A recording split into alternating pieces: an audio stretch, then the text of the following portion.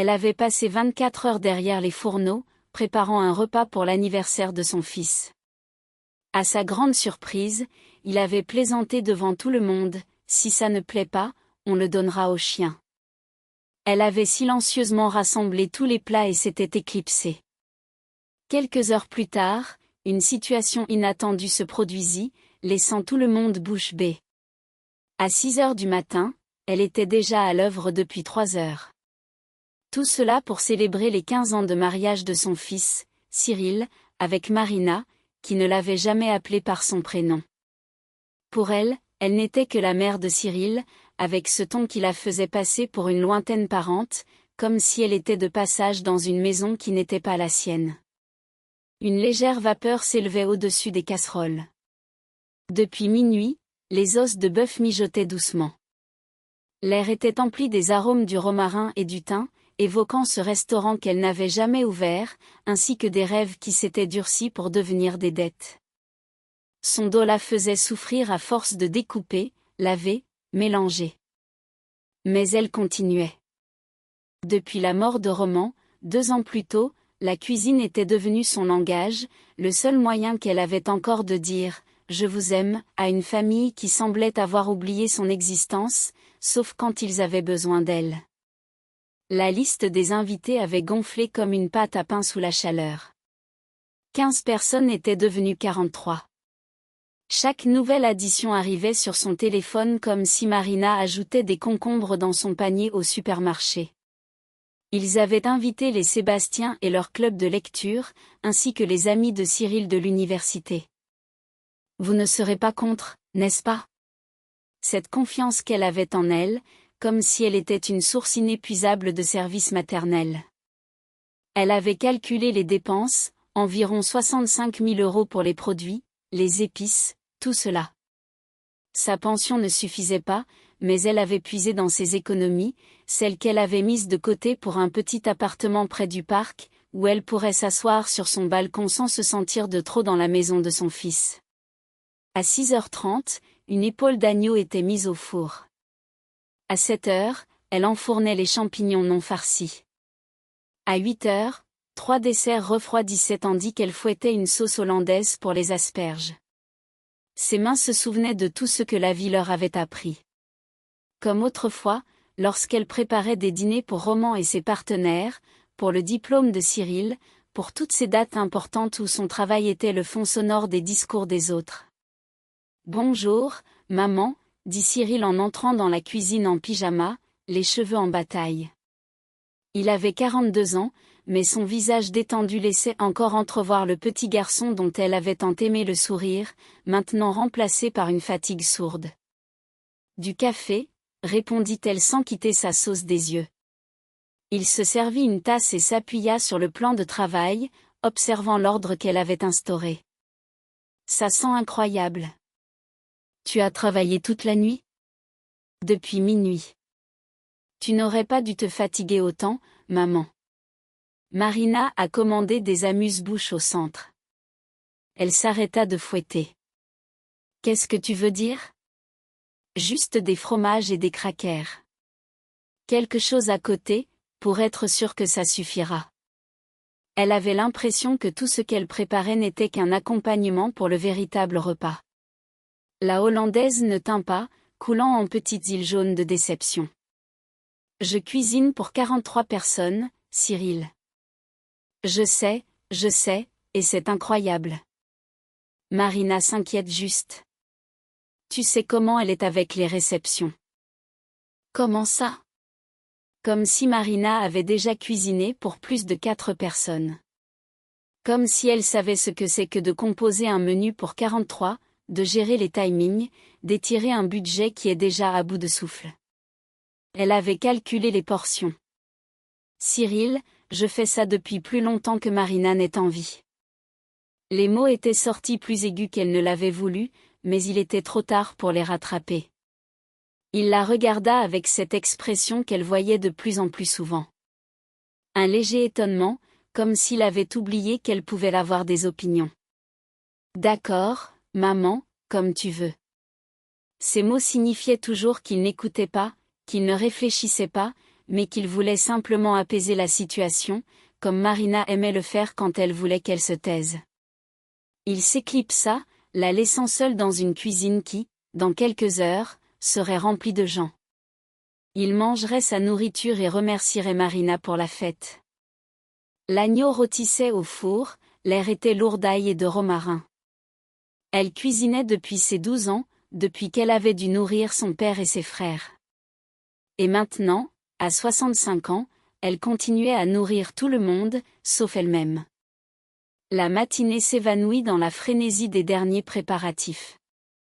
Les pommes de terre, cuites 2 fois, étaient mises dans le second four. La mousse au chocolat était répartie dans des coupes et refroidissait.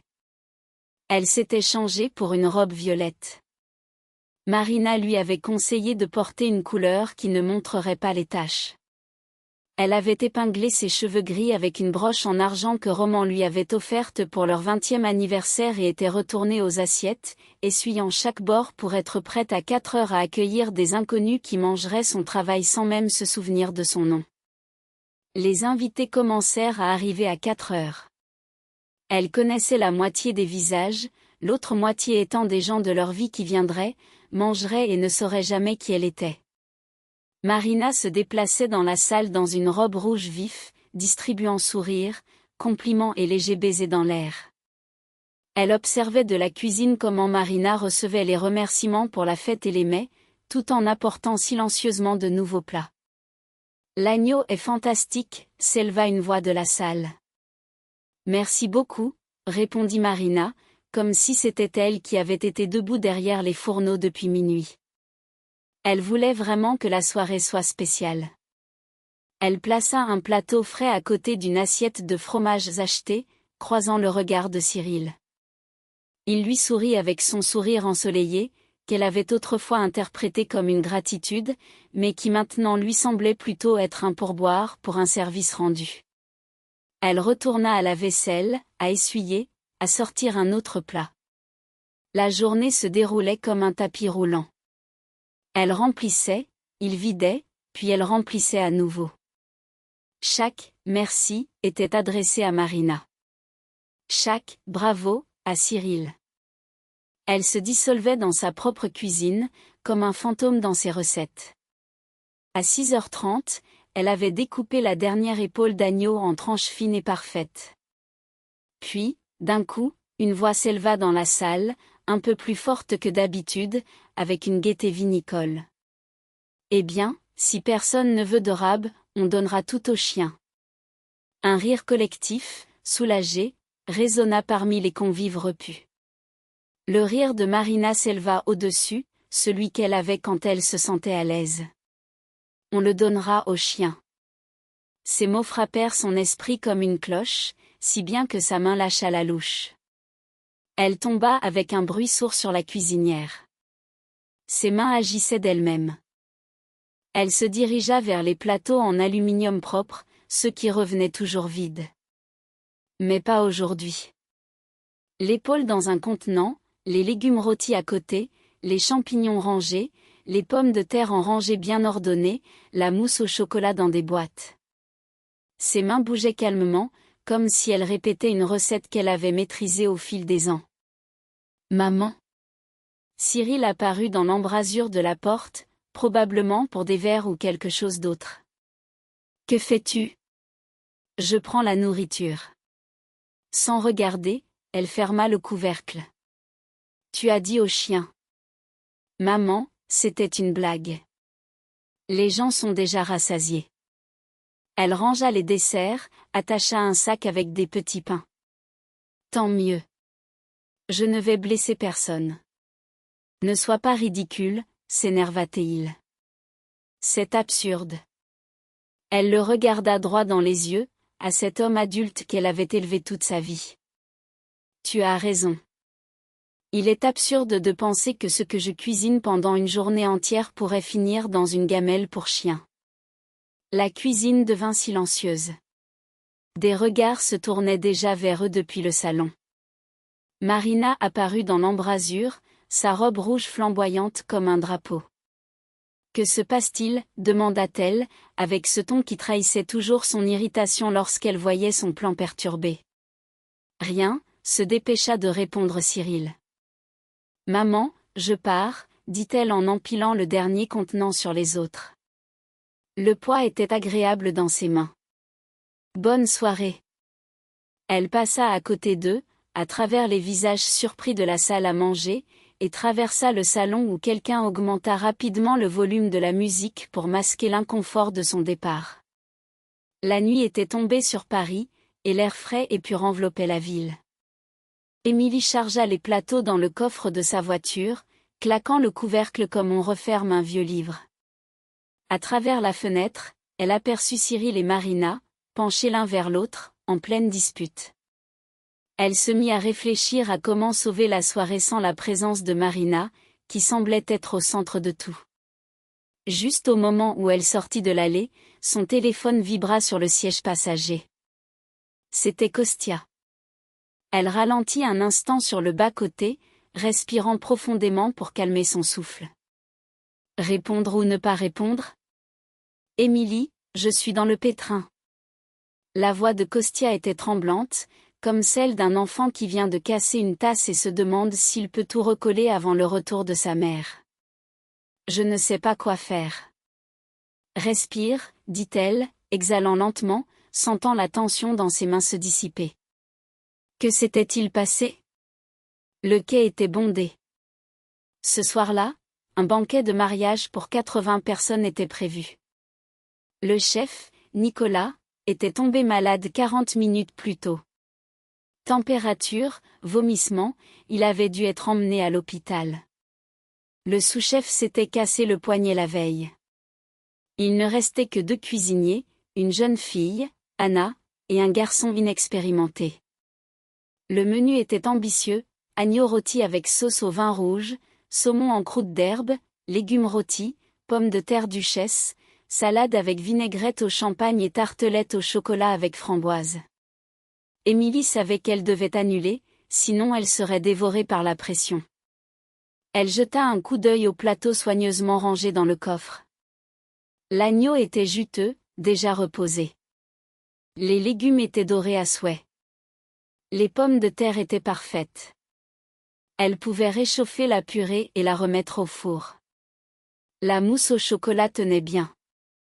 Kostia, dit-elle d'une voix ferme, presque autoritaire. Quelles sont tes réserves ? Bouillon, vin, framboise, crème. Tout est là. Le stock est plein. Mais je ne peux pas tout rassembler. Émilie, je ne peux pas te demander ça. Tais-toi et écoute. Allume les fours. Fais préparer la station pour la viande, les casseroles, les louches, les assiettes chaudes. Et pour le sous-chef, demanda-t-il, hésitant. Mais les casseroles pour les sauces, vérifie qu'il y ait assez d'huile et de sel. Je serai chez toi dans 15 minutes. Tu es sérieuse ? Il avala difficilement. Tu vas sauver la situation. Nous allons sauver la situation. Nous avons de la nourriture, nous avons des mains et 3 heures. Ensuite, c'est la discipline. Émilie tourna la voiture vers la cuisine. La route lui était familière, mais ce soir, elle semblait nouvelle. Les lampadaires s'étiraient en une chaîne régulière, et chaque lumière reflétait une clarté intérieure. Pendant qu'elle conduisait, Kostia ne cessait de poser des questions, mais elle le coupait court. D'abord, la cuisine. Ils convinrent de couper le saumon en portions. Une marinade rapide dans des agrumes. La croûte d'herbe à la fin pour éviter qu'elle ne brûle. L'agneau serait tranché finement et servi comme un roast-beef. La brillance viendrait de la sauce au vin rouge. Il commencerait la réduction immédiatement. Les légumes seraient disposés harmonieusement. Ajoutons des herbes pour que cela ait l'air d'un plat bien pensé, pas de reste. Elle se rendit compte qu'elle dirigeait comme lors des anciens banquets où tout reposait sur une seule personne, et cette personne, c'était elle. Pour la première fois de la journée, elle se sentit calme. Elle n'était pas une simple figurante dans la fête de quelqu'un d'autre. Elle était la chef qui savait ce qu'elle faisait. Le quai était comme d'habitude, chaleureux. Une vieille maison au bord de l'eau, les fenêtres scintillantes comme de l'ambre. Kostya l'attendait à la porte, encore en gilet de service, palmé avec des yeux brillants d'espoir. « Combien as-tu préparé » demanda-t-il, regardant dans le coffre. « Assez » répondit-elle. Allons-y, ils transportèrent les plateaux dans la cuisine. L'espace était plus modeste que chez elle, mais fonctionnel. Les stations étaient peu nombreuses, mais tout était à portée de main, propre, et les couteaux bien aiguisés. Anna, fine et sérieuse, avait déjà mis en ordre les planches et les bacs gastro. Le deuxième garçon avait les mains tremblantes, mais son regard se fixait sur ses instructions.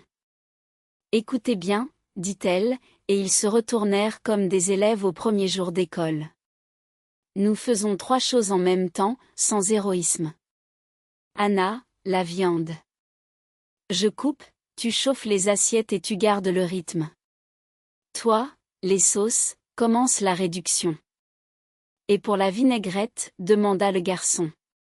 Ajuste-la au goût avec le champagne et vérifie le sel dans l'eau pour blanchir. Les temps étaient dictés par elle. Pas de contestation.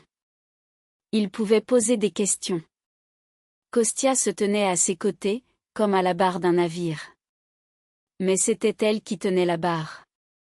Elle se lava les mains, enfila son tablier, attacha ses cheveux comme elle s'était toujours enseignée, et sentit que ses muscles se souvenaient de chaque geste. Leur mémoire était plus fiable que celle du cœur. « Émilie, » murmura Kostya, « tu es une magicienne. »« Ne flatte pas, » répondit-elle. « Reste à mes côtés et ne gêne pas. Dans 3 heures, il y aura une fête ici. » Elle leva le couteau, plaçant la première tranche d'agneau sous le bon angle, et la lame lui était familière. « Oui. » Anna apporta des assiettes propres, et le deuxième alluma les feux sous les sauces. L'air se remplissait de vin et de bouillon. À ce moment-là, une silhouette blanche apparut à la fenêtre. Il semblait que la mariée était venue vérifier comment les choses avançaient. Les premières assiettes sortirent dans la salle à 19h30, comme sur des notes bien réglées.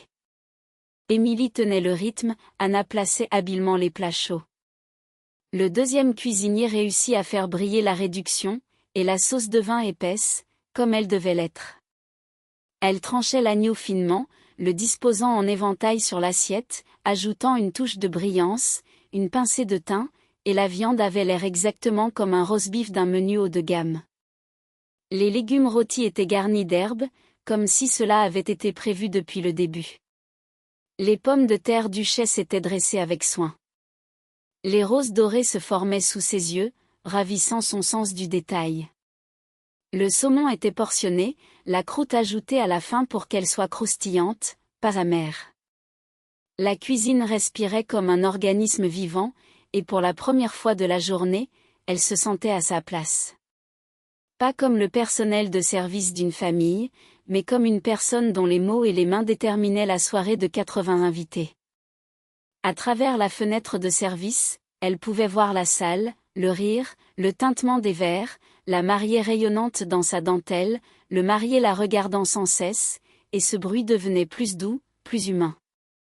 Une serveuse passa, emportant des assiettes propres. « La table s'y demande à transmettre des compliments au chef, dit-elle. Dites-leur que c'est leur soirée, et que la magie est partagée, répondit Émilie. Bien que cela lui fît un petit pincement au cœur. C'était agréable d'être remercié directement, et non par l'intermédiaire de quelqu'un d'autre. Au fil des heures, ils étaient déjà dans le rythme. Ils servaient, prenaient, ajustaient. Même le deuxième garçon, qui était nerveux au début, avait trouvé son souffle. Sa main avait cessé de trembler, et ses mouvements étaient devenus plus économes. Anna, sérieuse et attentive, captait son regard et comprenait à l'avance ce qu'elle lui demanderait. Une bonne fille, pensa-t-elle. De telles personnes deviennent de bons sous-chefs.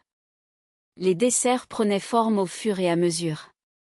Sa mousse était légèrement renforcée, comme ses grands-mères lui avaient appris, sans chimie. Ils la disposèrent dans les tartelettes. Kostya rapporta des framboises.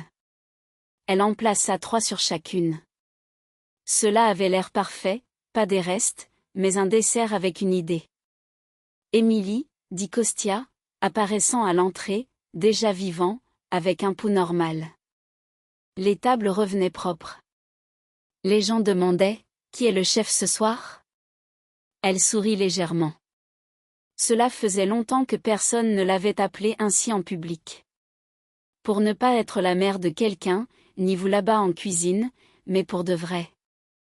Chef, dis-nous, la cuisine fonctionne, répondit-elle. Si quelqu'un le souhaitait, il viendrait.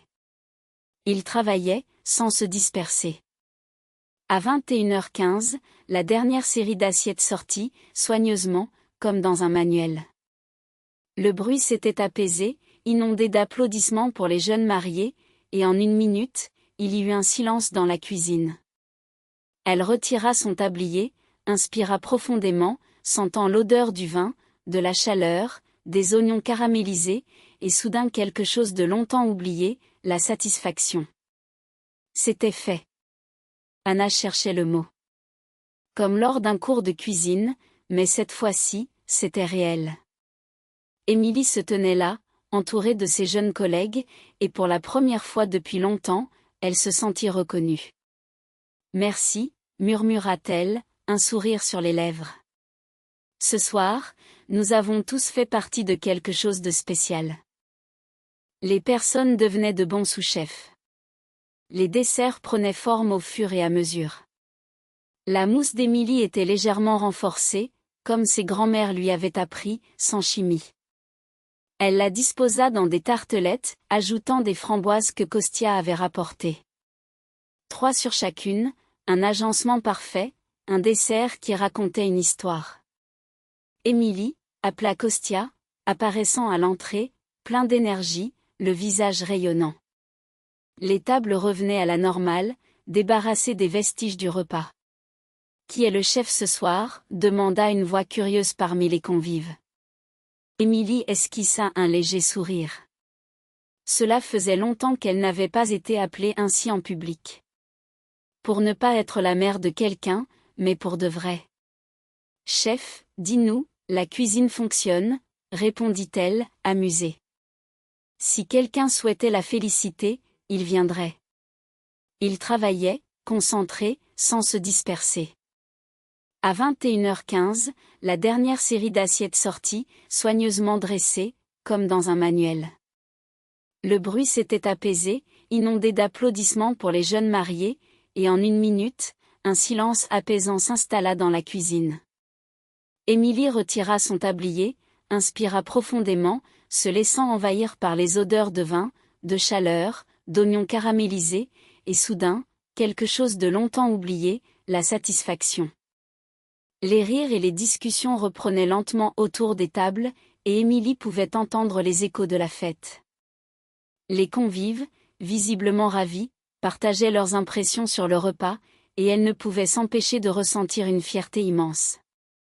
Émilie, viens voir ça, l'appela une de ses collègues, pointant vers un groupe de clients qui levaient leur verre en l'honneur de la cuisine.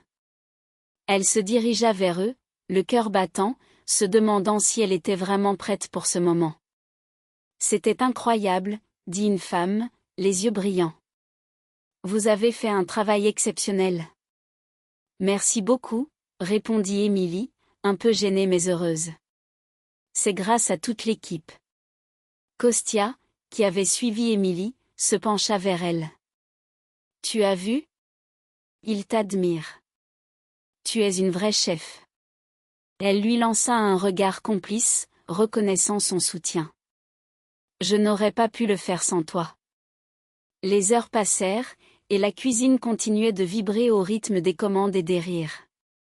Émilie se surprit à apprécier chaque instant, chaque geste, chaque sourire échangé. Le stress du début de la soirée s'était transformé en une douce euphorie. Alors qu'elle se préparait à nettoyer, une pensée lui traversa l'esprit, elle avait retrouvé sa passion, son amour pour la cuisine. C'était plus qu'un simple travail, c'était une vocation. Elle se tourna vers ses collègues, les voyant s'affairer, et un sentiment de gratitude l'envahit. On a réussi, dit-elle à voix haute, et tous s'acquiescèrent avec des sourires fatigués mais satisfaits. Prêt pour le prochain service, lança Kostia, un clin d'œil malicieux sur le visage. Émilie se mit à rire. Toujours prêt. La soirée avançait, et bien que la fatigue se fût installée, l'adrénaline continuait de pulser dans leurs veines. Les plats se succédaient, et chaque assiette qui sortait était une nouvelle victoire. Émilie se sentait vivante, comme si chaque coup de fouet, chaque coup de couteau, chaque minute passée en cuisine la rapprochait un peu plus de son rêve. Les lumières du restaurant brillaient, et l'atmosphère était empreinte d'une magie particulière. Émilie savait que ce moment marquerait un tournant dans sa carrière. Elle était prête à embrasser l'avenir, à relever de nouveaux défis, à se battre pour ses rêves. Abonnez-vous à la chaîne de nombreux